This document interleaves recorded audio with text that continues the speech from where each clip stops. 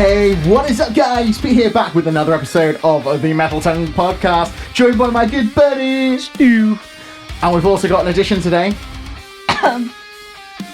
Who was that? Is that your addition? Yeah. You're not going to say hello. We have got Alice in the house. Say hello, Alice. Talk to losers. Okay. Okay, there we are. Great description too. I'm not sure if she's talking about me or you, Stu, but probably both of us. Yeah, I was going to say that. Yeah. She's very vicious. I get this a lot at home. Yeah. Oh, it's my life. Poor boy.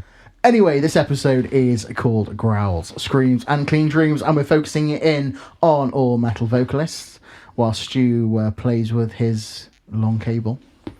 So, in and out again. You've come up with a nice little list.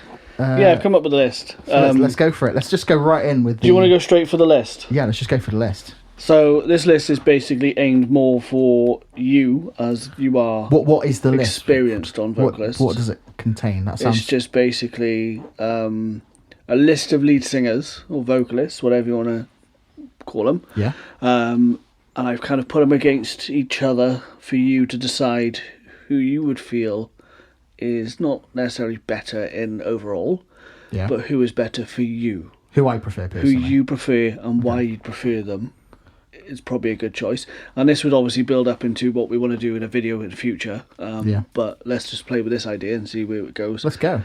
As an experienced person with music and sound, you're quite tuned in when it comes to certain things. You might have a little disliking to something, and again, this is opinion based.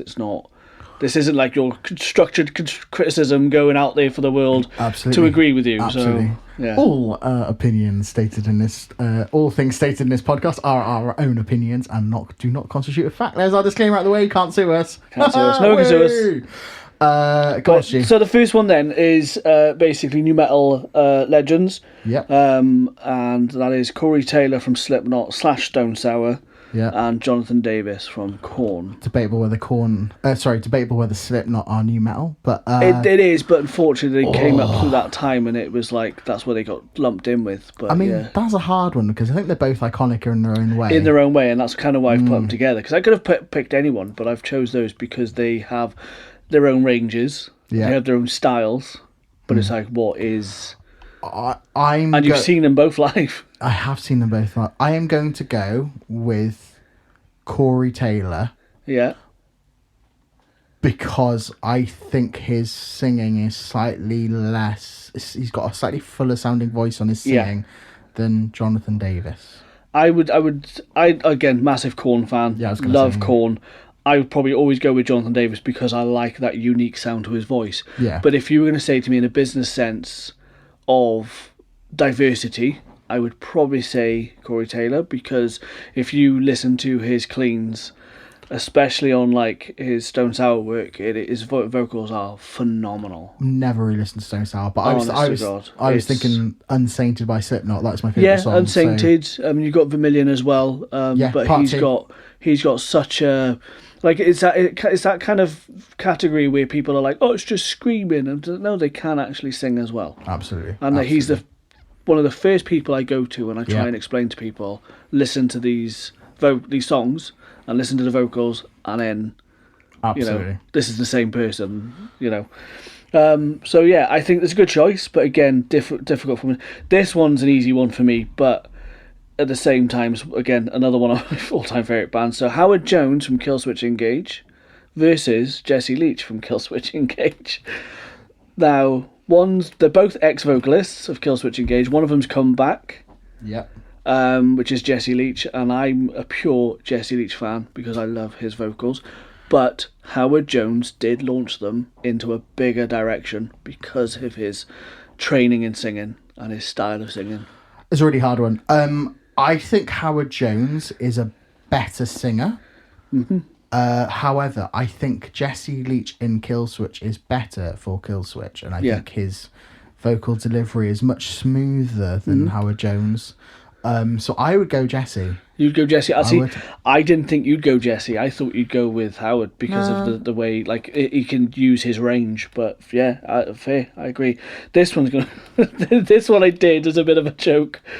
Because the second person on this against this, the other person that's against this person is. I know exactly why you put this as a joke. And I listened to this today, and I was kind of like, oh, actually, there was a song by Tool that I listened to, and I do like it. And I can't remember what it's called, but it was like one of the ones where I like forgot that I know. And it came on, and I was like, shit, this is a good song. But obviously we've got Vessel. Yeah. And Maynard James Keenan. And the reason I've put those two together is because I think their styles and their kind of out there approach with music. I don't think there's a choice here. I think it's night and day, and Vessel takes it all day long. And I'm not a Sleep Token fan. No, and this is another reason why I chose them, because they're both not really something you go. It's not your go-to music, is it? No, not really. But I mean, Vessel's got a very distinctive voice. Yeah, I do love his unique voice, his style. I think. Yes, absolutely. So I would go with Vessel all day. I have to say. See, I'd agree with you, but I do also like Maynard's kind of like approach to some of the songs that they do, and that like kind of like raw kind of sound to his vocals. One thing I would touch on, stage presence.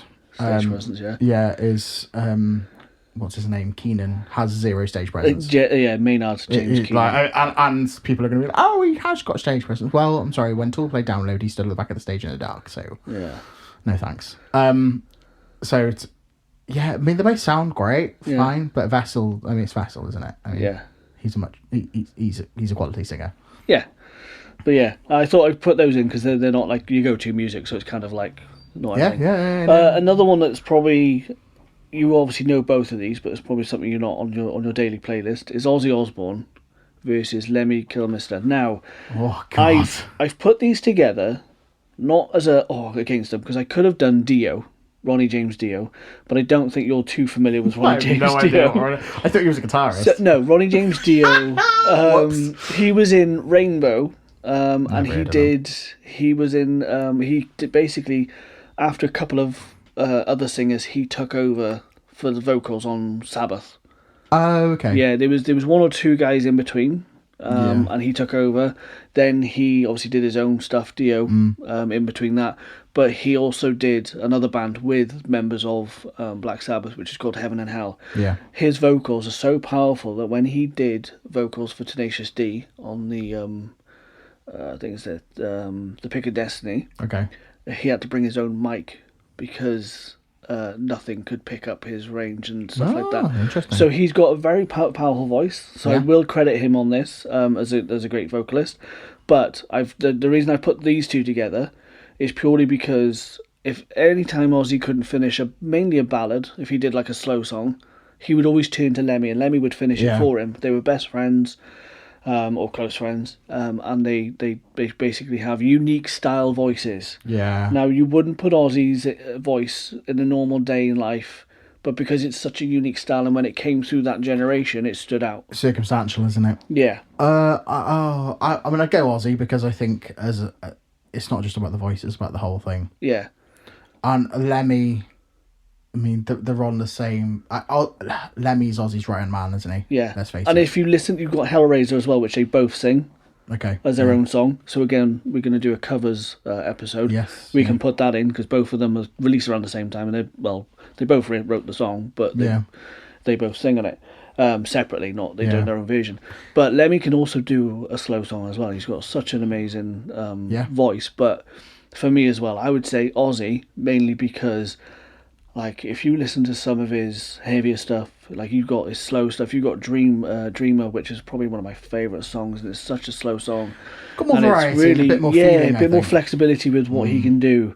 But yeah, of course, I had to chuck Ozzy in there. I'm looking at the next one, and I'm thinking there's someone else you should have put here, but yeah. Yeah, I had a couple of options here, but I've tried to do kind of like some current sounds that kind of fit their singing styles, and so we got Courtney LaPlante from Spirit Box, and then Noah Sebastian. I mean, it's Noah Sebastian all day. I don't think there's comparison. Do you not? Because I think Courtney's got some amazing style. She's fine. Range. Yeah, she's fine. I mean, yeah, she's fine. But I think what Noah's doing at the moment is peak. yeah, as front people, I think they're quite similar. Like, there's not... I don't get... People are going to disagree with this, but I don't get masses of stage presence with either of them. No. I think that's probably both of their weaknesses. I kind of get actually. Noah in particular. But Noah's voice is just something else. So, I mean, it's not really a comparison. I mean, Spirit Box are fine. I'm not a massive lover of Spirit Box, so they're just fine to me. I take them or leave them. I'm a late bloomer to Spirit Box. I've been listening to some of their stuff, and I think, they're incredible. Yeah, but you like the same stuff that I like. Yeah. And that's like 5 years old now. Yeah. So but I find myself sometimes, I lean to a lot of stuff, and I get obsessive about it, and I listen to it for ages. I forget about other music that comes through as well. If Spirit Box, and we're talking about the album with Circle with Me on it. Yeah, that's that one of Circle my with Me. ones. That album's quality. And that's kind of what I was pairing those songs against each other. The recent... those songs, and it's like, if I put those songs together against each other, I think it would be an interesting breakdown. But I'd still say Noah, because I think Noah. I don't think there's The next one is more or less me trying to put yourself against yourself. No, it's not you on the list. But we have Benjamin Birdie from Breaking Benjamin, and I know you love this band. And then we've also got Ollie Sykes, which I also know that you love that band, and I know you've got probably a reasonable amount of criticism on both. But I think, if I want, out of curiosity, I want to know who you would lean to more. Ollie Sykes, 100%. You'd lean to RC. Just, but there is reasons for this. There's reasons. Their Bring Me have been probably. Haven't been necessarily part of my identity for longer. Yeah. Breaking Benjamin do hard rock really well. Yeah. Whereas Bring Me do a bigger variety there. And Ollie Sykes' stage presence is probably unmatched. He owns the stage. He does, yeah. And I would say he's only surpassed by the greatest frontman of all time, who is Fred Durst. I was going to put Fred Durst on this list, but I couldn't put anyone to go against him because of the style of vocals that he did. Unless I did a specific song, I could find someone to match that, but I just couldn't. I couldn't pick anyone that would also fit that thing. Unless we did Presence, then I could, as well. If we were going to talk about just clean singing, it would be Benjamin. Yeah, and this is what I was thinking. It was like, if I said to you, right, you have to pick one or the other, but gun to the head, If you had to give me bands, gun to the head, now that would be difficult. Yeah. But if we're just going on vocals, it'd be Ollie. Maybe we'll do that in another episode. Yeah, definitely. It's definitely an idea. Then this one then was quite an interesting one. So obviously I'm a late I Prevail listener. Just say the first names. So Eric Van Libber. Eric versus Brian from I Prevail. That's what he's got. Yeah, and Brian Burkeiser. Burkeiser, yeah. Burkeiser. I have to say, Eric. I've had a similar experience with Where Came As Romans as well. Yeah. I think Eric's singing on the new album is fantastic, and I can't. Someone was saying, "Oh yeah, it feels a bit more generic now."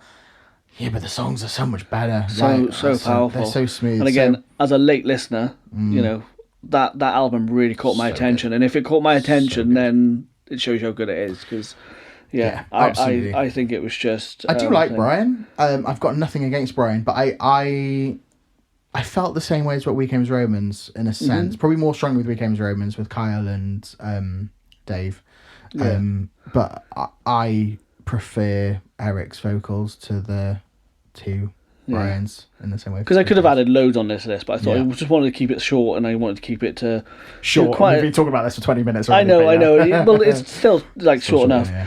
And then another past and present. I had to chuck this one in because we've just obviously recently seen Linkin Park at a festival that should not be named. A festival that we've talked about quite a lot. But we got Chester Bennington versus Emily Armstrong. Now, not necessarily we want to go and straight who we like, because obviously for me it's Chester. But I want to do the comparison of like what they bring to Linkin Park and what they've done. Is so you could go with Chester all the way, but Chester's great and Chester's vocals are incredible and they will live on forever, and is generational. But I do like what they're doing with Emily and her vocals. I really find that she fits the bill so much. I'm going to stop you there. Yeah, she only fits the bill because we don't have Chester. Yeah, no. So I mean, this is Chester night and day. Yeah, and I've not seen Chester live in person. I've watched many YouTube video. Yeah. However, I do think Emily is a great fit for Linkin Park, and I think all the naysayers should kindly fuck off. Yeah. Because I think she's fantastic. Yeah. But even then, it's 100%. Yeah, obviously, if he was still around and it was like, oh, you know, this, but it was more or less of like, yeah, we all knew the answer for that one, but I did want to talk about it because it's hard to say, oh, you know, anyone else could have fit the shoes of Chester. No, not necessarily, because if you were, and it's going to sound quite, I don't know about whether it's going to sound sexist, but if it was another bloke, I feel that your daughter gave you a dirty look. I know she did, but what I'm saying is I don't think another bloke would have been able to come in and, you know, put their own spin on it at the same time. I think it was the perfect choice. Because I really do. You forever think you're ever going to be compared to Chester regardless.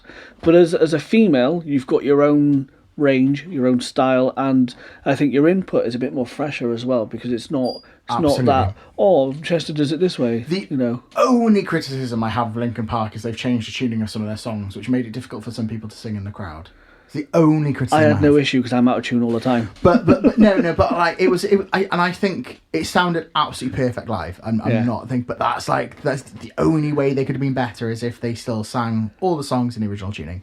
It's not a criticism, it's just an observation. I've got no issues with it. It was great in the moment. Yeah. It made it interesting singing along live when you're singing two steps up or whatever. But different key. We made it work. Maybe it's because the new lead singer's a girl. Yeah. It's because of their vocal range, absolutely, and they've obviously worked at it, and Mike Shinoda is an absolute beast on that stuff, so absolutely it's because as far as I'm concerned, Mike Shinoda's a god when it comes to music, because he's so talented. Absolutely. It's not a criticism, it's an observation. I want to make that perfectly clear, because she's fantastic. Well, there's people coming for you. Yeah.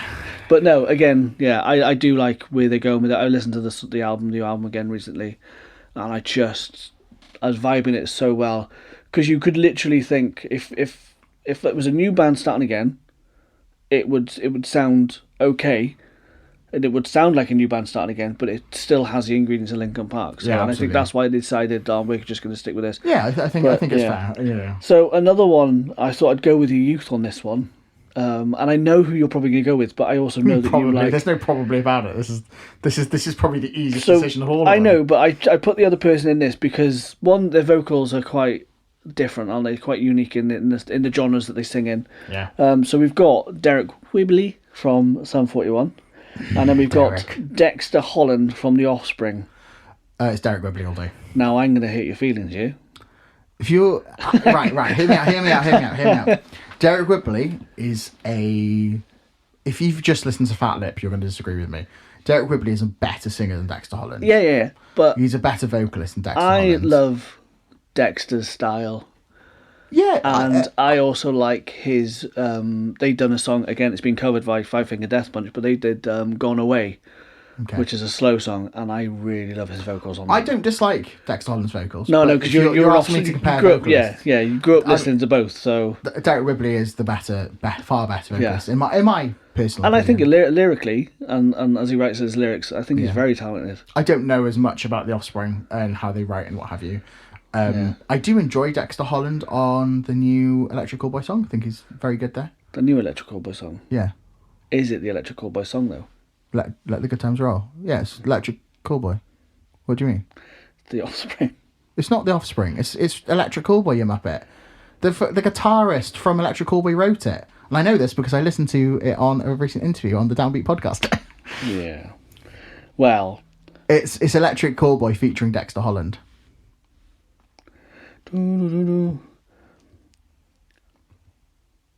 Because you know what The Offspring's got? No. Let the Bad Times Roll. Have they actually? Yes. 2021. Oh, that's probably why they've called it that then. Yeah. That's an Electric Callboy thing. Yeah, so in a way... yeah, maybe. Yeah. So when he wrote the song, he just changed one word. But they've obviously taken a look at this. They have. I think all they've done is they've sampled the sound, the part of that song where it's doing a Good Times Roll. But yeah. Oh yeah, maybe. I don't know the song, so quite possibly, yeah. That but we can go into that on another episode. We can, yes. Yeah. I mean, to me, I think it's Derek Whibley all day long. I do love The Offspring. I do love some of their songs. If we did a song versus song challenge on our future projects we've got coming up in a video, there's a lot I would actually say The Offspring. I think Would some of you? their Interesting. like when you've got oh my god, my brain's just gone. And I told you this. The last couple of days I've just been crashing out. But let me just quickly get this up. So Conspiracy of One album has probably got some of my all-time favourite Sum 41. So Want You Bad. That's one of the ones I would say. Why are you saying Sum 41? That's not Sum 41 album. Offspring. See, my brain, leave me alone. You just defaulted to the better No, vocalist, not defaulting. My brain, I'm tired. I've been working hard, or hardly working. But yeah, so, and then you've got like Million Miles Away, and I absolutely love those songs. And if you were to say to me and you pick some, you'd have to pick a really good banger to go against those songs. So maybe that's something we're going to work on. Yeah, maybe we should do. Yeah. We should do with this or that with them, shouldn't we? Like the knockout challenge, and so maybe we do like a genre style version, so we can kind of like I think that's something that we can fit in for future projects. But definitely, I'd say you're probably right with Derek Whibley. Very talented man. Great with his lyrics and amazing with some of his ranges and his slow songs. I mean, was it Kirsty, Are You Okay is one of the songs they've done. And you're talking about Dex Darling now. Christy, are you doing okay? Yeah, see, so they're the same person then? No, no, but Kirsty, Are You Doing Okay? Oh, I love The Offspring so much. Oh, I like that Sum 41 song, Christy, Are You Doing Okay? Listen. This is going to be clipped. Listen. Licken, Linda. Licken. You've got Pieces by Sum 41's a great slow banger. With Me is a good slow banger. Crash is a good slow banger. There's so many good slow bangers from Sum 41. You are right in what you said. But I'm just bleeding between the two bloody bands because I'm tired. But no, so they've got some great slow songs, and they've got some great faster paced songs. The Offspring, I just love their energy, and I love Dex's take on it. And Gone Away is probably one of my all time favourite songs that they've done. I think you should have done for this one Dexter versus Tom DeLonge. Because for me they are the same kind of vocalist. I don't think so. They are. I agree to disagree. Christy, are you doing okay? Great Sum 41 song, by the way. Oh God! I knew my brain was going to switch off at some point. But anyway, so that's the vocal verses. So obviously we want to do something in the future where we kind of go into knockout challenges and stuff like that. So we are going to try and fit that in. When and how? I think in the next couple of weeks we're going to start putting something into practice because we've got some good ideas there. And Pete, stop editing the notes live because I can see what you've put down. All I wrote was that sounded slightly sexual, Stu. But we'll do some challenges with ourselves, with what knockout things with vocalists, songs. I've got a really good idea for Pete that we've told him off air, and I'm not going to spoil it because I think that'll be really good. So we should do that next episode. Actually. I really think that'll come off really well. But so with the vocals and side of things, we've gone through some of the others. Is there anyone you think I've not put on that list that you think are like top tier vocalists?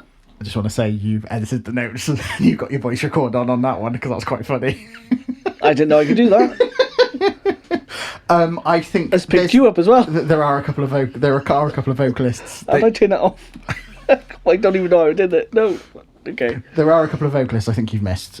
Chris Motionless, probably one of the best metalcore vocalists in the game right now. I was going to put him against Ronnie Radke because there's the whole thing of like, they don't get along with each other. No, they're friends. I know, but like they quash that beef. I know, they but squash that beef like a smash burger, mate. Yeah, and I know they have, but it was always that like, because people always see that beef. Yeah, no. Yeah. I was going to put those, but I thought I didn't want to put too many in. But so the people I think you've missed. Yeah, go for it. Shoot. Ryan Kirby from Fit for a King, my favourite band. He was actually on my list, but like I said, didn't want to keep it too long. But yeah, I agree. Oh, Stu, it was me with the vocals on. It was me. I was trying to turn it off and I couldn't turn it off. You dickhead. Sorry. Oh my God. LOL. You've said so much. LOL. Oh my God. So everyone, Pete had fucked up, not me. I am tired. basically our notes was going on vocals, so as Pete was talking it was writing down everything he was saying, and he said it was me because I'm being derpy because I'm tired and hungry. So Brian Willie is another one who's the vocalist for Currents. Oh my god, yeah, I didn't even go there. He is fucking fantastic. Yes. 100%. And I mean, you take from what, I've seen him. All right. And he was really nice. All right. Get over yourself. But, like, listening to Better Days and Remember, I know that's the top 2 songs, but Better Days, and those 2 songs, I think that I managed to catch them live at Slam Dunk, and they were incredible, and he came across really clean. I love Currents. I can't wait to see them. And again, it's another band I've slept on. And I've been telling you. In fairness, I discovered Currents because of Fit for a King. So Fit for a King was supporting Miss May I, and me and Jazz went up to Birmingham to see him, and it was Miss May I, Fit for a King, Void Division, and Currents were opening. Yeah. And I found them that? So good. That was back in 2018, very So early. you've been telling me since 2018? I have been. Well, no, I wouldn't say. Probably not. 2020, I would say. I would say 2020 because that's when Currents dropped their second album. Yeah, I would definitely say around that time because... I rinsed that in COVID. And I wish I never did sleep on them, but this is the enjoyment of finding music and finding places that talk about music because it kind of points you in a direction you might not have known about. Absolutely. Sorry, that's... Landon Tours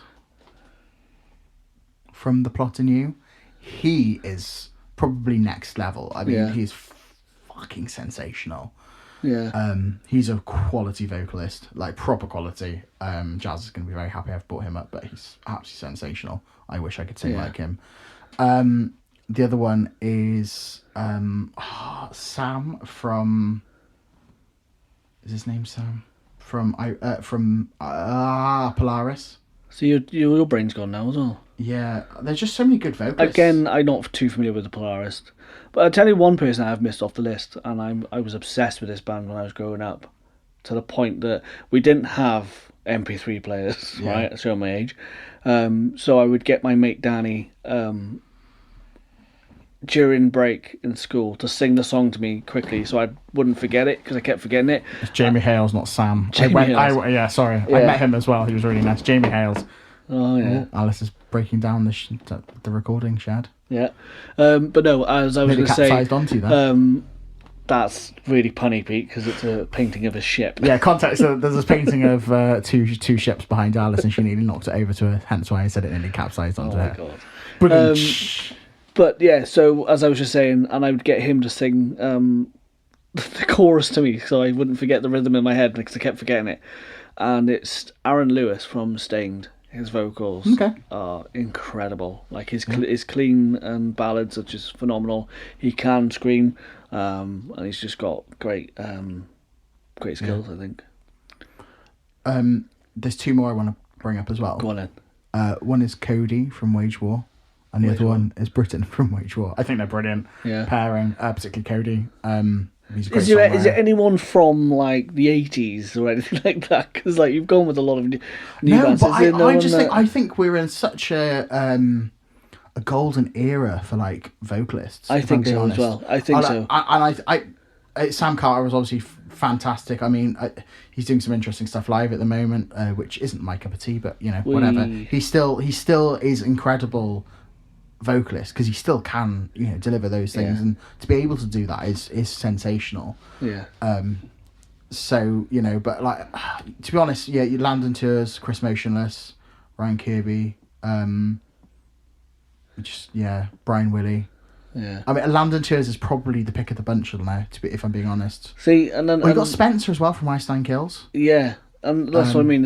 Yeah, you're right. We're in such a pool of talent at the moment, particularly in the metalcore. Yeah, particularly in metalcore. Yeah. And I suppose for variety as well of like clean and and that's like that. I mean, there's none of those vocalists just do one or the other. I mean, even in Wage War, where you've got the defined roles if you want on the cleans and the screams, Britain still does cleans as well, and he does a bit. Didn't of rapping. Wage War cover a Johnny Cash song? No, they have a song called Johnny Cash. Yeah, so and I tell you, that's a song I always forget about, Yeah, and it's such a great fucking song. It's such a great fucking Cody's song. written Cody's the guitarist. He writes most of their music. Yeah. He's written for lots of stuff, like Popular Monster by Yeah. thing. He's a writer on that. Yeah, lots of stuff.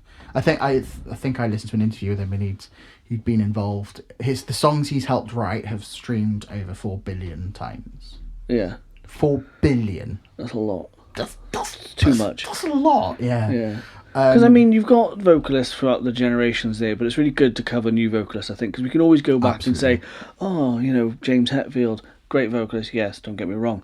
Axl Rose, we can go on all day about those, but what I think is important is like what's coming through now. Yeah, because it's easy to listen to the old stuff. But there's a lot of new stuff, and there is. Creativity's got to be there, isn't it, as well? I know I'm missing bands as well. Yeah. I'm sure I'm missing some really good bands that I absolutely love. Let us know if we've missed anyone. Yes. For our probably 1 or 2 listeners that's listening. But yeah, if you're sat there thinking, oh my god, I can't believe they hadn't spoke about that person or this person, yeah, give us a shout, and maybe we'll mention them in another one. Next thing I want to talk about then, so we've all grown up with great songs. Like I grew up especially, and you grew up through the new metal kind of scene. Metalcore scenes have come through as well. We had the era of MySpace and all this, and MP3 players. We've talked all about bits like that. But through all that chaos, there's been songs there that have given you like that in dopamine or whatever you want to call it, that really stood the test of time and that spoke to you in that time. For me, one personal one is got to be Bother by Stone Sour. And again, that's the vocalist from Slipknot, Corey Taylor. Yeah. When I first heard that, I froze on the spot and my hair stood up. And I was just like, I have no idea what's happening, but I like it. It was kind of like that ecstasy moment. You're not sure. And it was just like, how can that be possible? It was such a great fucking song. Renowned, it's well known to a lot of people. I guarantee if he plays it live, people are singing it back to him. Yeah, 100%. So there's got to be a recent one for me is Killswitch Engage, not so recent, but Signal Fire with Howard Jones and Jesse. I never thought I'd see them sing together. No. And I think that, again, that was a momentous occasion. I mean, yeah. There's got to be a time where you stopped and went, fuck, it's a bit of me. The Depths by Of Mice and Men came out. But, again, like, looking back, I don't think it's an amazing song. No, but like, it hit me at the time and I was like, great. Yeah, your experiences and the songs that, like, vocally, not just instrumentally, kind of, like, froze you on the spot. That's what I mean. Like, vocally, it's quite bland, actually, I would say. Yeah. If you think about it now. Breaking Benjamin, especially the Dark Before Dawn album. Yeah. I mean, that's got some absolute bangers on. I also like what he's doing now, but yeah. But I'm gonna say that it's the vocal hooks that catch me. Yeah. So Breaking Benjamin, Currents, they're the two that really. I'm gonna sound really big-headed now, right? I really, two of my favourite songs, right, are one that's been released by my band and one that hasn't been released by my band, right? And this sounds so big-headed, but... And what did we talk about before the pod? Yeah, no, I know. Yeah, but like, if I'm being honest, right, like, I still rinse the fuck out of Stalked by Demons, Guided by Angels, that song. Yeah. I love that song, and I don't care if I wrote the vocals for it and the melody and stuff. I think it's a banger. So I'm gonna say that one, because I remember where I was when I remember I was stood, not in that doorway, Stu, the doorway just behind there, and John sent me that chorus, right? And I was like, that's the melody, I've got it. Yeah. It was just like, that was the melody. It was instantaneous, right? So I don't care if it sounds big-headed. That's stuck with me. But in your defence, like, I come to your defence here, you are able to sit that side of the fence. Whereas I sit on the side of a listener, you're sitting on the side of someone who's got to make something fair. And put a product out there that speaks to people. But not only that, it comes from you, so it's got to kind of... Yeah, and I think you've got to like green music as well. You've got to. And also... You might not down the line. Loads of bands start hating some of their own stuff, but... There's some songs that I'm not that first on playing, but I'm not going to talk about that. But yeah, and another one's the song we finish our set with. So if you actually want to... I'm going to do a plug here, Stu. if you want to see these songs live, you have to come to Cardiff tomorrow. And I say tomorrow because definitely check it out. Come out. Yeah, playing Thorns. Tickets, I'm sure. You could have had the best of both of us there, but unfortunately, Stu's I'm booked up. Yeah. I'm booked up with my nan, and my nan beats Pete in trump cards here. Pete, do you want to know a joke? Go on then. All right. Why should you not wear Russian Y-fronts? Why? Because your knob will fall out. Because What? Chernobyl will fall out. Chernobyl fallout. Another one. My wife complained that I never bought her flowers. I didn't know she sold them.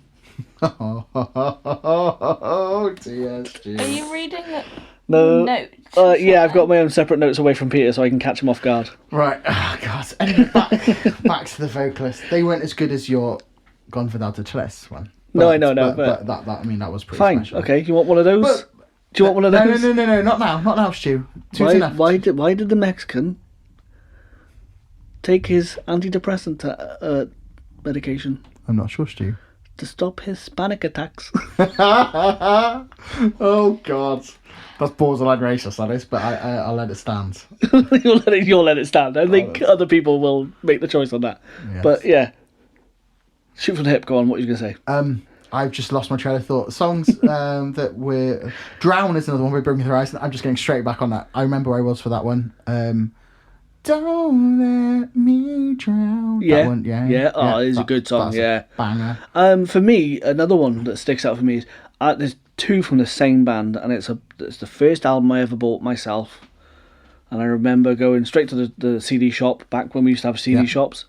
And I bought this album. It was Sinner by Drowning Pool. Okay. And it was back in the days when we used to surf the music channels. We used to skip all the channels, And when Bodies kicked in, it was kind of the moment I realised I like heavy metal. I really like fucking heavy metal. It wasn't just like I was listening to Metallica and Ozzy and stuff like that. It was like, no, I really fucking digging it. And then they did Tear Away. And it was like, again, the pace had changed. It slowed down a little bit. Yeah. And there's a line in that I fucking love. And it's, God damn, I love me. And it's like, fuck, that's a good line. The line in the Ice Nine Kills song, Meet and Greet. Oh, yeah. I'd fuck me. Yeah, So funny. So, yeah, I mean, Ice Nine Kills again. There's another one. They've got some really, And his vocals as well. I mean, did he get... They've moved up in the charts in the American, the new song. I think so. Play Dead. They've just released up in the brand. No, not that one. Oh, the Twisting the Knife. Yeah, Twisting the Knife. They've gone up in the. Good song. That is a brilliant song, an amazing song, a great standalone kind of. If you were going to introduce someone to the band, great standalone song. Yeah, that's got a hook on it. That has got a major hook on it, but yeah. I've got one. Are there any sort of like song, I don't know if this is right for this episode, but are there any kind of vocal features that you've come across that you felt were unnecessary? Can you give me an example? Can you use it in a sentence? So, for example, Motionless in Rice. Rice? Motionless in Rice. Oh, that's going to be snipped. Woohoo! Motionless in Rice. Motionless in White released a song last week featuring Skylar Grey. Yeah. Her singing is immaculate in it, but she's only in it at the start. I'm sure she's only in it at the start. Or the mix. She's not in it all the way through. Yeah, it's weird. It's a bit weird, and I'm just like, Funny enough, I've listened to a song recently like that, but I can't remember what it was, and it wasn't that one. But it was. I was like, okay, well, you can do it properly. Don't just like, There is a song that irritates me, and it's one of my all-time favourite bands. Oh, go on. And it's Frantic by Metallica, and it's just a repetitive. So when you write lyrics, obviously sometimes, you look at like Nirvana, and they've got they say hello a lot in one of their songs. Hello. Hello. Is it me I'm looking for? But with this song from Metallica, it's the Fran tick tick tock, and my mate will wind me up and play that, and it irritates me because I just don't like that repetitiveness. I don't mind it in some songs, but for some reason in that song, it gives me the ick. And that's no disrespect to Metallica, because they got some amazing songs. It gives you the ick. It gives me the ick. Speaking of Metallica, congratulations to Metallica for playing the largest show ever in Wales. It's incredible. Have you heard what they did? No. They donated. They did a blood. Oh yeah, with the t-shirts. That was blood great. bank thing, which I wish I would have gone to Cardiff just to donate blood. But I unfortunately You still can. No, because I've given blood in such a short time already. I can't do it again until so many weeks later. I'm not allowed to give blood. No, your blood's tainted. With the insulin, yes, it's toasted with the insulin. Sugary. No, they also donated money to a food bank. Oh, did they? About 20,000, maybe. I think I could be getting that wrong. Do you know what? That is really cool. But yeah, they didn't have to. No, absolutely. But yeah, they donated money, and again, to have that much power, and to be able to do something like that—that's incredible. I think, because something you don't have to do, but they want to do. Oh, you dickhead! Oh no, it's a lot more than what I thought. Is it? No, it's 20,000. I lied. You were right. You were right. Don't yeah. Don't yourself. I was just ticking you into that. You fucking bastard. Yeah, I don't mind that song, but I know what you mean. That is slightly irritating. But yes, congratulations to Metallica for playing the largest show ever in Wales. I know. Come back. Suck on that, Swifty. Yeah. People might not know who you are about, Swifty. Oh, Taylor Swift. Tay-Tay. Tay-Tay. Is that what they call her? My English teacher said Tay-Tay. Tay-Tay. Yeah. So when you say Tay-Tay, cool. do you know what my brain goes to? Potatoes. Potato. Oh, chips. Oh, I love potatoes. So diverse. Yeah, versatile. Like nameable, versatile. Grab a bag of spuds and you could feed a family for a week. Absolutely. But big bag. Teach a bag of spuds to cook. Feed a family for a life. That should be on a t-shirt. You idiot. Jesus. I had to. Potato. Oh, you're saying I'm being thing. I'm part Irish. Whatever you say. I actually am. My grandfather. I'm also by 1%. I'm also part Hispanic. By 0.5%. 0.1%. It's in there somewhere. No, my great grandfather was Irish. Yeah, I think my grandma was Irish. Gallagher. Yeah, can't remember what her from North West Ireland. But her name was her birth name is Nora, so that tells you how Irish she was. I can't think of any amazing Irish vocalists though. I have to say. Oh, you're forgetting Flogging Molly. Dropkick Murphys. See, Irish my arse. Vocalists, not bands. Amazing vocalists. Anyway, so we've got a good variety there. Some songs here. So a big thing for me. Yeah. I love a band that goes from clean to heavy, heavy to clean. When you say that, you mean screamy vocals? Yeah. So you got heavy vocals, screaming, a bit like that. Yeah. Sorry, I was vomiting my mouth for saying screamy vocals. Screamy vocals. What am I, a normie? Screamy vocals. Yeah. So I like it when again, this is why Kill Switch fits the bill for me so much. Absolutely. And it's that whole bit of like sometimes you don't need all that violence in songs. No. Sometimes you like a little bit of slow stuff or a little singing and you need a melody, hook. Yeah, absolutely, yeah. And that's where Adam D as well from Killswitch comes in, and he does some of the and his cleans are so fucking nice. Here's a question for you. Yeah. Do you think that Jesse stands up to some of the modern metalcore vocalists that we mentioned earlier, that we said were like really cream of the crop? Like when I say stand up to, he's a great, and I think a lot of those people wouldn't have come through if it hadn't not been for him. But is he as good? Okay. Technically. So technically, I think yes. I think with he's come a long way from doing his vocals. He had a hard time with the first album, an album or so, and that's why he left the band because it was destroying his voice, and he had to go. And I think have a lot of training done. I think he's had surgery done. Melissa Cross. But Melissa Cross, probably. Yeah, probably. And he took time away. He did do another band with Adam D, who have probably got some of the best songs and clean singing in it. The Forgotten One is an amazing song. But if you were to list and play a load of the songs together today, I'd probably say it'd be difficult because it's such of the styles we're getting now. Yeah.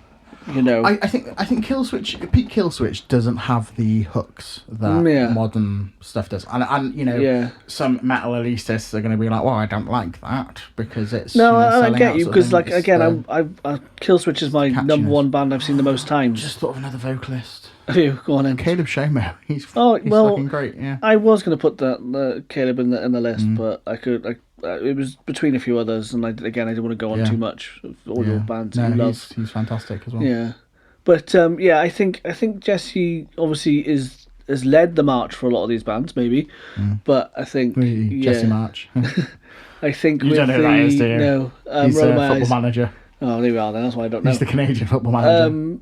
I think with some of the songs I'm hearing today, I would say that it might be a bit of a struggle. Yeah, I would still lean towards Jesse more because that's that's my roots, and you know, again, Absolutely. we talk about the songs that give you that you know, feeling, that buzz.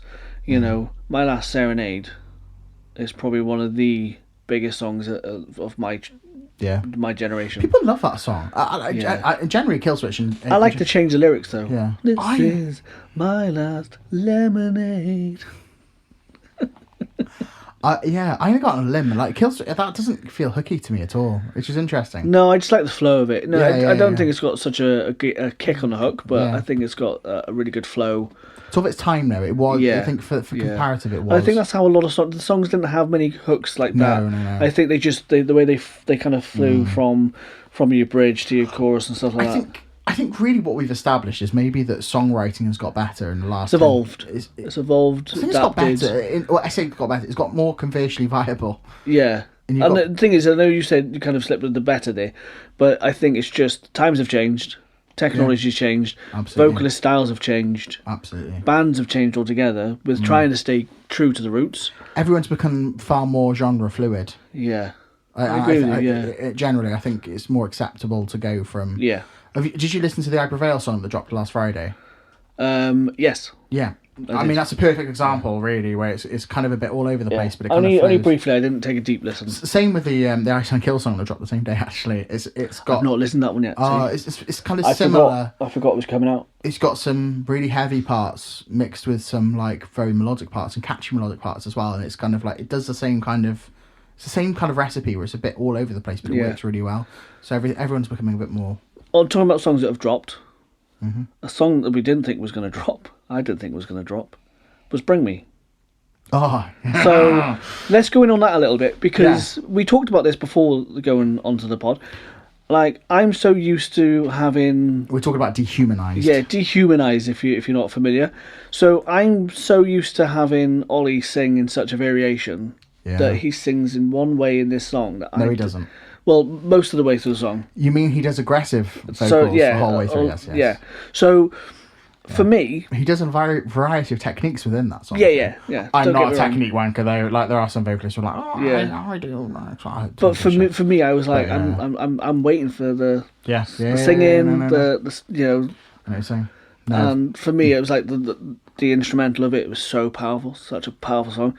I think I've got to give it a couple of listens for me personally to kind of grab it properly. The end breakdown is fucking phenomenal. You love a breakdown. You love a dirty breakdown. I do. When I want heavy stuff, though, I want it to be kind of like, I want that heavy breakdown. You're thinking like, Reign of Darkness by That Is Murder. Yeah. Like, Reign of Darkness. And it's got such a cool breakdown. It's just so unique in that aspect. And I think you need to have something really in an angry song. Yeah. Yeah, I think it's a great song, and it's good for that shows a variety. We talk about their range, and like you said earlier, the range is there. Absolutely. So it kind of proves the point from the last next gen albums they've done, the last two. But don't forget, this is they re-releasing the Deathcore album, and it's on that Deathcore album. Dehumanizes on that album. Yeah, it's on that. It's like it was unlisted, but it's now obviously released. But it's a brand new single, kind of like. And what I think they're going to do is they're also going to play the old stuff. Yeah. On this show that's coming up in 2 weeks' time. Yeah. In Manchester, but I don't think they're going to play it long term. And I think what they've done is they've re-released this new song. They didn't realise how big this was going to be. No, why? I was watching an interview with Ollie, and he said he didn't, because they had the plan for the next album to come out. Oh yes, yeah. And they had that ready, like you said before. They've had it already. They've kind of waiting for Planet, and then they decided to do this and give it its take its hat off to the album. Yeah. And they didn't realise how wild it was going to go, and people just took off on it, and it's kind of made its own thing. Yeah, absolutely. Again, maybe given that they will, but I think the original plan was they probably just do Dehumanized live in future performances. Yes, but I think for me, you got the next gen, albums that they've done. For me, it was kind of like I got so used to the style of him doing what he did then that Yeah. I kind of forgot that he could also really do that well as well. Absolutely. And I think that's why I needed to give it a couple of listens to really let it soak in. Definitely. But So it's an interesting. I watched a music video as well. oh yeah, that's I mean. Well, I don't mind gory stuff, but I think Kate was underprepared. She was like, "Oh, I'm glad they put a warning at the start." It reminded me of being in the very well-known festival that we attended recently that we've done a number of episodes about, where someone was in front of us for Ice Nine Kills who visibly turned away in the last song when they were burning the baby. Yeah, that was a bit much. And I was so offended by it. And But the problem is, if you watch that music video, it's what they do in the music video. It's like, it's entertainment. Granted, it's a bit And like, it's over the top. Yeah, But it's over the top. I wish they didn't do that, but it is them. And I'm not there to make creative choices for the band. I'm there to observe and enjoy myself. I think it's hilarious. Yeah. I think it's so stupid it's hilarious. You know? If you're going to get offended by something like that, then, Don't go to the festival. Don't listen to music. Don't go out the house. Yeah, don't leave, yeah. Um, Become agoraphobic. Is it agoraphobic? I don't know. I don't know. So many phobics. Yeah. But yeah, I think we've covered quite a lot, and again, I know I've like dropped hints of like our projects we want to do, but yeah, we definitely want to get some videos out there. There is one thing we haven't done, Stu. Yeah. Can you do a metal scream? Oh, right. The answer is no. No. I want you to try. So yeah, no, I want to try. No, I'm going to try. No, Stu. Right. So I've seen videos on this my entire life, and in my head, I've always been like, "Oh yeah, I'd love to be able to be a vocalist in a band and do this because I like it." But I don't know where to start. Like, where do you start when you do a? I don't know. I can't remember. I've been doing it for so long. But this is it. It comes to like, when did you? At one point, did you go? I can do that. I didn't. So my old band, I was the bassist of originally, right? And we were called Watership Down. She wants to be a bassist, by the way. She's toying with what instrument she wants to play. But yeah, I couldn't play guitar, so I played bass. They are the classic. I'm not even joking. That is a classic stereotype. It is. And I wasn't very good at bass, so I became the clean singer. Anyway, me and my then good buddy Carl, we started a side project. You're not allowed to have other good buddies. Well, this was before I met you, Stu, so Right. This is fine. And I was like, I'd like to do vocals. So I did vocals, and I did the shittest, like, vocals ever. And it was literally like that. Yeah. It was literally like that. And I was, like, coughing up blood and everything. So I stopped doing that anyway. And we couldn't find, like, a screamer. So I was like, I'll give it a go. And then it just clicked. I don't know. Just did it. Because like you hear vocalists destroying their like vocal cords. Yeah, that's what I did throat, on that demo. You know, because they terrible. say it's supposed to go for the diaphragm. So I've been watching videos before doing this. No, the diaphragm is for your breathing, Stu. The breathing, right? Yeah, okay. So I mix it up, right? Yeah, I automatically did that breathing because I used to play the trumpet as well. So I already had that breath training wired in, weirdly. But yes, yeah, you go. Can you go? Right. Let me bring the mic a bit closer. Can you hear my breathing more? Yeah, don't do it too loudly though, because you'll blow everyone's ears off. Go. Yeah, and then just do that a bit louder. And then I do, don't I? Meep meep. Right, choose a lyric. So let's go. Let's take dehumanize. Let's go kill each other. Right. So don't ever think about it. kill each other. Kill each other. Kill each other. There you are, sorted. Kill. There you are. That's a nice gut roll. Wait, can I try? Yeah. Ready? Come on. Okay. I'll do a metal scream, okay? Not too loud, because like I said, you blow the bloody thing off. Gonna blow the bleeding doors off. Wee. It's a movie reference. Stu, You're too young. Have you ever heard me do my heavy metal scream? Heavy metal scream. My 80s metal scream. Oh, 80s metal scream. Yeah. Do you know I've tried doing that, and I sound like the cat from Red Dwarf. I'm going to turn this down. Yeah, I can tell you did it down. My eardrums. Just turn this back up. I've just killed the entire volume episode, but That is that's my nice little 80s metal scream. that's not too What bad. scream? You could do an 80s rendition of some of your music. I learnt to do that. That's a Sum 41. If I'm being honest, yeah. literally because Sum 41, because Pain for Pleasure. Oh, Pain for Pleasure, yes. Yeah. And I just could do it. I just could do it. So I should have been a vocalist in the 80s because that was decent. Yeah, so it's not too bad. You could be the next Judas Priest. At Rob Halford. Do you remember that leather jacket I bought? The sleeveless one. For those of you who don't know, Pete was breaking all laws. Well, after seeing Skillet at a very well-known festival a few years ago, I thought that I could pull off a sleeveless leather jacket. No, I could not. The only thing I could do with it was pull it off, quite literally off my body because it looked horrendous. I'm pretty sure Pete got some numbers from different genders he wasn't interested in. Oh, it was. I mean, I tried it on and it was terrible. But we all make choices, don't we? But there you are. So I used to have a leather jacket. It was an ex-girlfriend's, and it was a woman's jacket. But I looked good in a leather jacket. You had different girlfriends? Yeah, before I met your mother, there was other people. And Trust me, she knows about them. She hates them. I'm not cheating. Cheater. You dated other women. I dated other women. You sound like my wife now. Yeah, apparently... The fat oaf that I am have had other girlfriends in my lifetime. Don't laugh at me. Why are you laughing at my overweight size? It's not fair. So I'm being bullied. I'm just going to pull this back on track now. So Stu, you can do a metal scream. Well done. Yeah. So it's not that hard. But I didn't know how you did. Is that because? That's it. Because I mean, you do it in a microphone, but when you see other singers do it, they've got to break the range to the crowd, haven't they? So yeah, I mean, there are. Oh, I tell you who we didn't mention is fucking Ivan the Terrible. No, oh my god! How the hell did we skip that one? We did a whole episode about metal vocalists. I might mention him. He's pretty phenomenal, isn't he? But to be honest with you, they've kind of gone quiet a little bit, so maybe that's why. His vocals are still nuts, so they are insane. He's a bit of an animal. But there's a song, I can't remember what the hell it's called, but he sounds like there's a bit where he growls, and it sounds like a fucking alligator. It sounds like an alligator. I swear to you. Yeah, he's phenomenal. Guttural growl, amazing. Yeah. I think to do vocals, you've just got to kind of. But we'll add him to the next video. That content that we're going to check out there. Yeah. Well, he's just really good. I mean, there's nothing else to really say. He's a really good screamer. But yeah. Will Ramos as well, from Lorna Shore. He's fantastic. Yeah. I like it, but then sometimes I'm. No. He can sing, boy. Yeah, he can sing. I've not really heard much of him singing. He can sing. What song does he sing on then for me to listen to? No, he just covers on his YouTube. On his YouTube. I've got to check out his YouTube then. That boy can sing. Okay.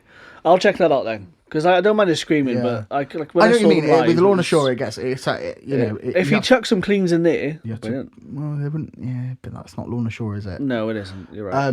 But having said that, yes, yeah. Can I be honest with you? When Lorna Shore first came round, and I didn't know who they were, and I didn't have an image in my head. They've been around for about 20 years, mate. No. But again, this is my whole thing. I get blinkered. I get so hyper focused on other music that I forget what's happening around me. But when they first came on the bill for download higher up, I started, who's this band? Checking them out because as we do, we listen to music and we sit down and discover music as well. When the download announce bands that we don't know, we go through their music and have a listen, don't we? And maybe we could do that in a future episode. Yeah. For the next festival that we talk about a lot. But when they first came up and I didn't have an image of them in my head, I thought it was a female fronted band because of the name. Yeah, fair. I mean, my sister's called Laura. It's Lorna Shore. Lorna Shore. So I was thinking Laura, Alex, you should listen to Lorna Shore. You might like him. She's seen him live. You've seen him live. We were getting ice cream at download with Sam and Oscar. We were getting that hot year, and there was growling and squealing. That was them. We couldn't see the main stage because the ice cream van was in front of us. They sounded like pigs. Yeah, that is Will Ramos. Squealing pigs. Yeah. But he also has a lovely voice as well. He can actually sing really nicely. Yeah.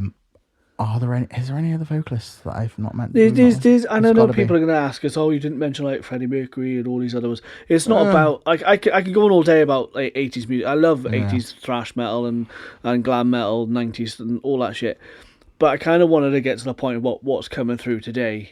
Yeah. And what is relevant now to, the next generation and what they're listening to. Because, I think what people forget as well is Jeremy McKinnon. Days to remember. You keep pausing. I'm just God. But no, what I was going to say is to create those hooks and those cleans. I think generally you have to write them for people. People have to write them themselves to come across.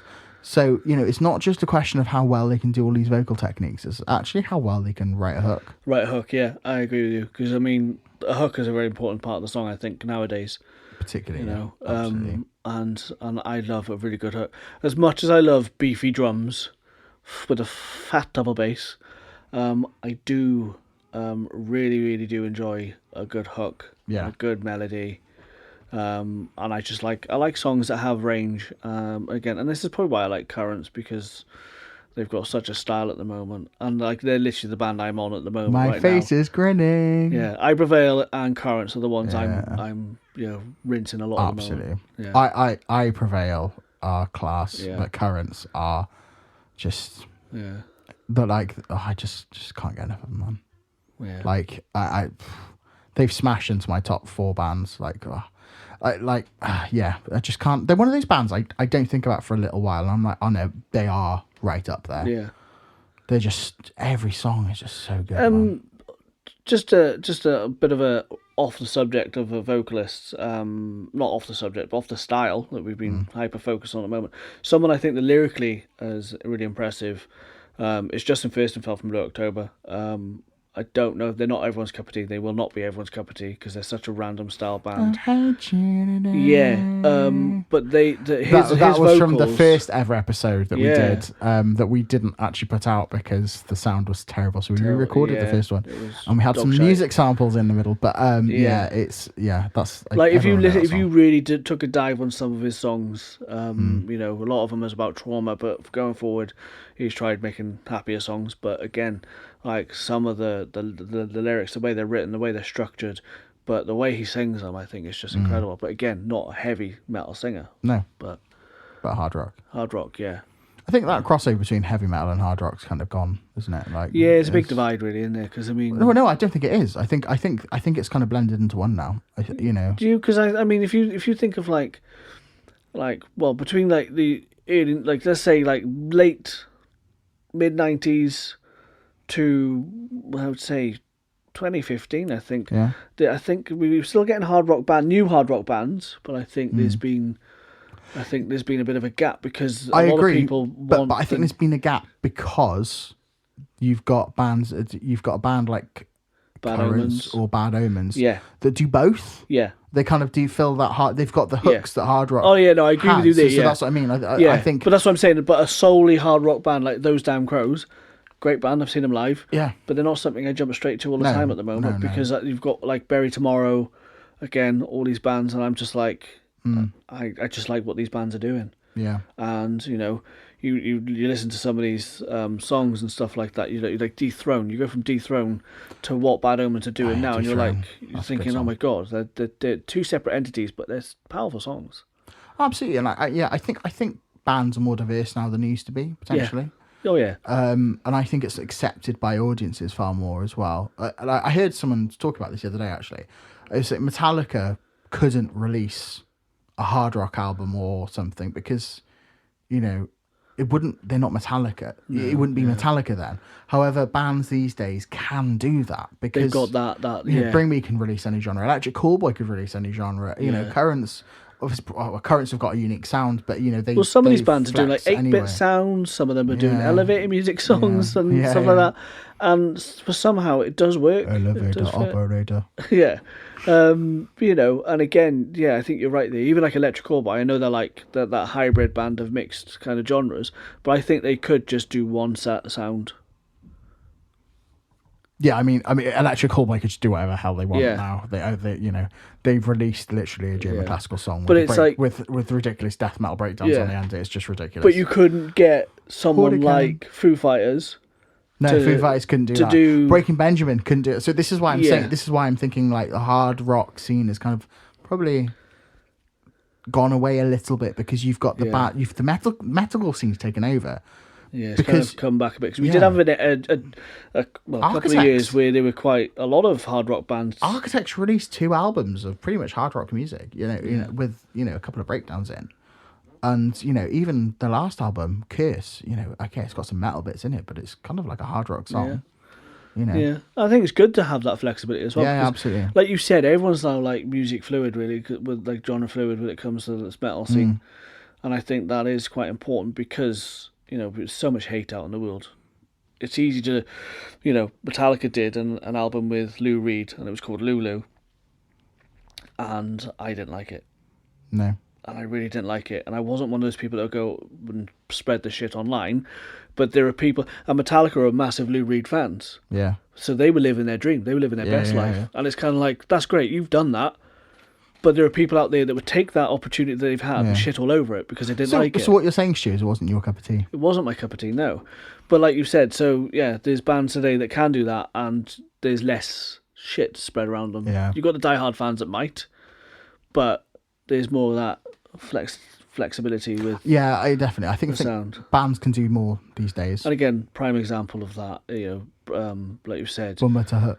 Bring Me the Horizon. Yeah. I mean, if you go from start to finish of their catalogue and you listen to the break, You're doing a full 360 now, aren't you? We are doing a full 360. But if you listen to, bits and if you just scattered a couple of songs in that in all their albums, you could make a brand new album, and it would sound like an album on its own. Oh, absolutely. Even though they're generationally different age, maybe not like the first album or so, but if you went and took that song from that album, that song from that album, different type of sounds and put it all in one, you would be convinced if you showed someone that didn't know them that was I agree to say. I think if you take off the last two albums, Posthuman Part 1 and Part 2, I think up to that point, I think it sounds like a different band every time, and I think they amalgamated those sounds quite beautifully. Yeah, these two albums, particularly in the last release. Yeah. Posthuman 2, it was very good, very, very good. But but I don't think the likes of like Korn could do something. No, because Korn, no, exactly. It's because they have tried doing dubstep, and I liked some of the stuff they did, but it didn't take off. And I think bands have got to try new things, but sometimes it just doesn't. I think translate as well. I think there are genres that lend itself to moving to, like you think about, that. Bring Me always had the kind of a little bit of atmospheric stuff going on with the music. Then they went, There Is a Hell, what have you, that era. Then they went to Sempiternal, and it was kind of like, it felt like a natural evolution, refinement. And then they did That's a Spirit, which was a bit of a jump. But at the same time, if you look at the core, it's heavy guitars and the guitarist. And we've talked about this before in a previous episode. We did Bring Me. But I think they perfected it in a way that, if you're a metalcore, not metalcore, if you're a new metal band that goes and jumps into dubstep, it is weird. Yeah, it's not a natural flow. No, but I understand that bands want to try things. 100%. But it just doesn't. So I mean, Lorna Shore, we talked about it, Lorna Shore probably could get away with dropping cleans in. I was going to say, but it would have to be the right song and the right moment, the right sound as well, structure of the song. Some bands are like, I want to do this, and they do this, and they kind of disregard the sound a little bit, and I think that's where people get lost. And that's not to say bands shouldn't experiment at all. Oh no, I think all bands should experiment. There's a time and a place for it, in a sense of like there has to be if it feels forced, it doesn't always work. No, and I agree. I think bands should be able to sit there and be like, oh, I want to throw this into this song. Yeah. I want to do an album focused on this. Yeah, but sometimes we just got to take it as is. It doesn't work. It does work. And then sometimes it's just one of those cases of there's so many people out there that are shitting all over it that they move away from it. Absolutely. But sometimes greatness is born out of that, and they come back better, stronger. Absolutely. Yeah. They might not, but yeah. But you know what? Next episode is going to have to be a band episode, don't you? Because it's the next fifth installment. Yeah. Isn't this episode number 9? Isn't it? Or 8? Is it 8? I think it's 8. 8.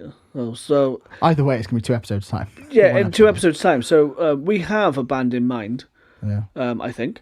But if you, the listeners, think of anything you want us to cover on bands or music or things we haven't listened to or vocalists and stuff like that, chuck it in. Let us know. Comment, like, follow. Subscribe. Way, we're social media wankers. Way. That's a clip. There will be YouTube videos coming. There are. We are on YouTube.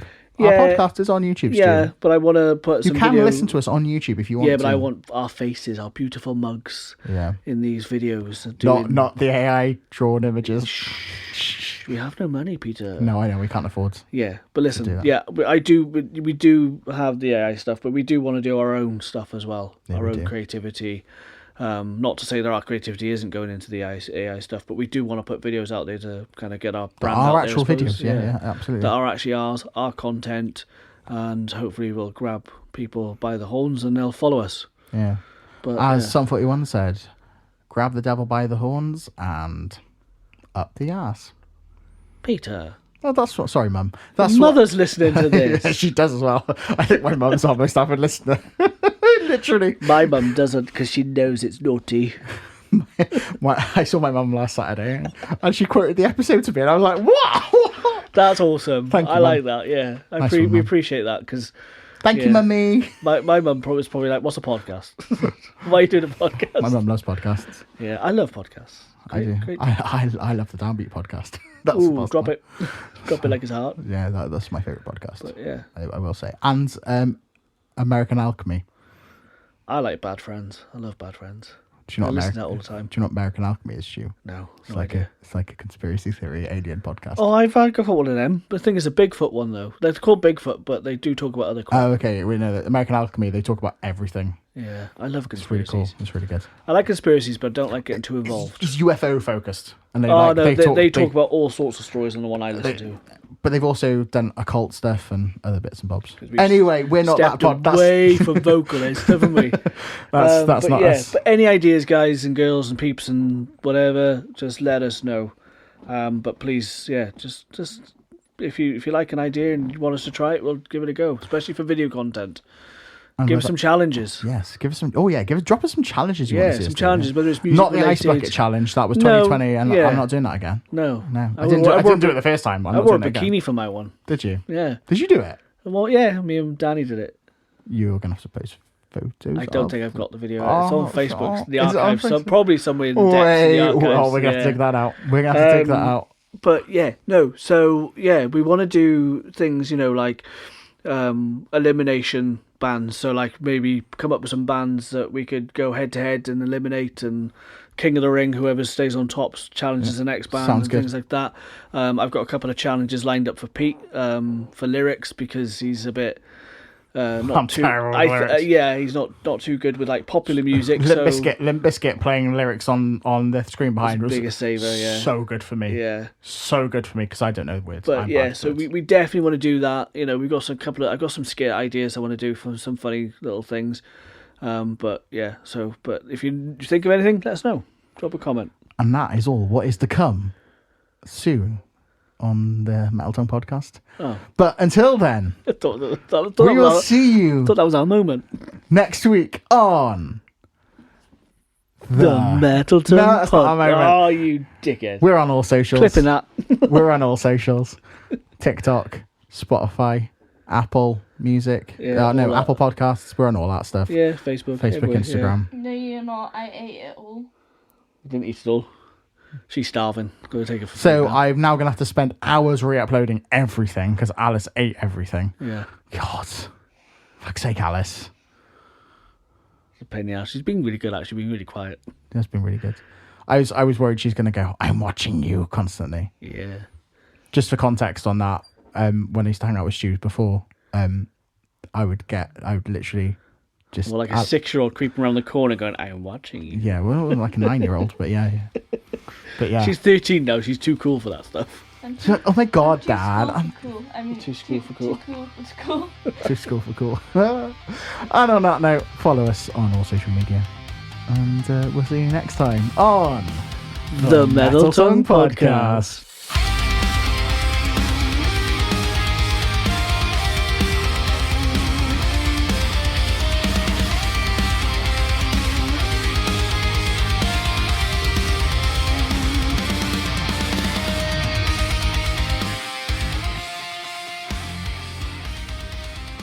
The Metal Tongue Podcast. Timing's off a bit. Do you want to do it as well, Alice? Come on, No. join in. Anyway, Alice, what's one of your favourite quotes from Mean Girls?